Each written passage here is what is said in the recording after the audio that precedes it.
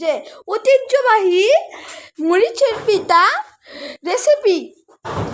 নানা ভাই কি কি দিন লাগে দিতে কো নানা ভাই এখন এখন এখন হইলো হলুদের গুঁড়া, মরিচের গুঁড়া, এরপর হইলো জিরার গুঁড়া, লবণ, আদা বাটা, রসুন বাটা, পেঁয়াজ বাটা, কাঁচামরিচ বাটা, সরিষার তেল, লবণ দিয়া ভালো করে মাখাইতে হবে।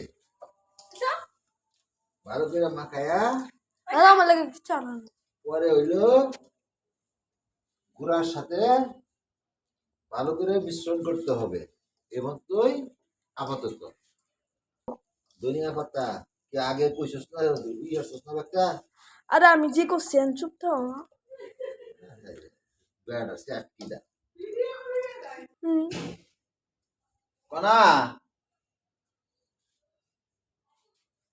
খুব কি কি ঠিক আছে পরে কোনা কও যে এখন আমি দুনিয়া বাদা দিছি দিদি কো দেখেন আমার নানা ভাই এখন দুনিয়া বিদা দিচ্ছে, এখন বাদা কষে দিচ্ছে। এই ব্যাগটা লাগবো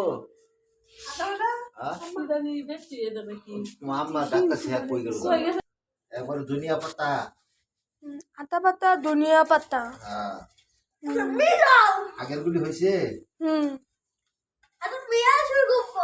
মিশাবে এখন মিশ্রণ করতে হবে। ভালো করে মিশ্রণ করতে হবে।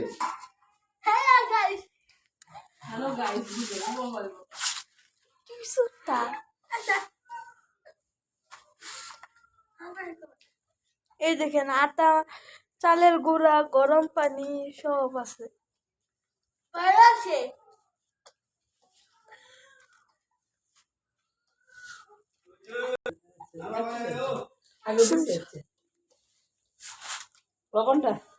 লবণ দেওয়া হয়েছে, সরিষা ফুলের পরে দেওয়া হয়েছে।